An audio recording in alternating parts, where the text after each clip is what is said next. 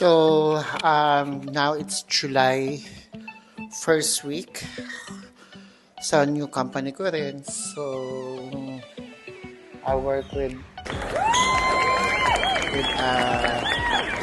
nawala tuloy. Hi! So, now it's July 4th. So, nasa new company ako ngayon and I got my first salary. So, I told to all the housekeeping that kasi magkano lang naman ang earning nila na every time na magsa-salary, magbibigay ako ng maliit na grocery every first week.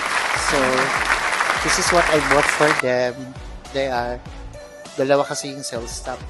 So, meron silang mga bigas, ketchup, pickles, biryani mix, tomato sauce, small token kasi they always support me and help me sa works store.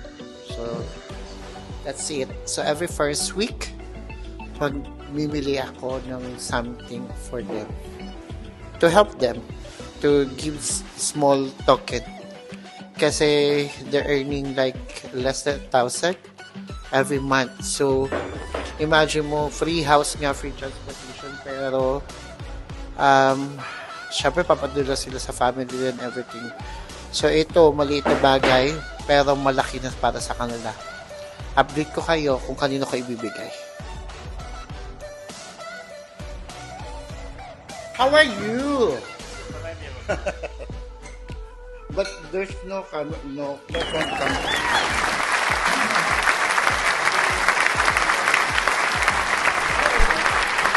You know? Okay, just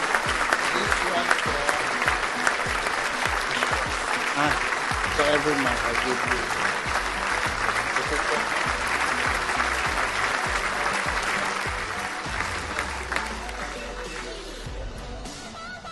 So one of the housekeeping to work.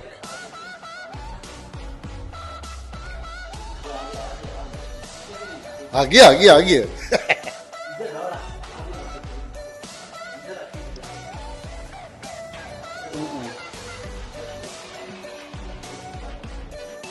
Yeah, you take that.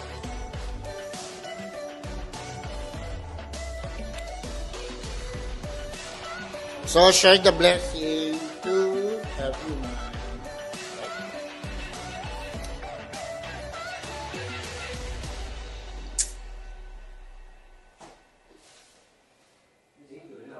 Yeah, all. You don't like? You don't like or you like? Yeah, every month, okay? Salary, you have grocery. Okay? You and the other guy same room or no? Difference? Oh, that's why I separate. No. Okay.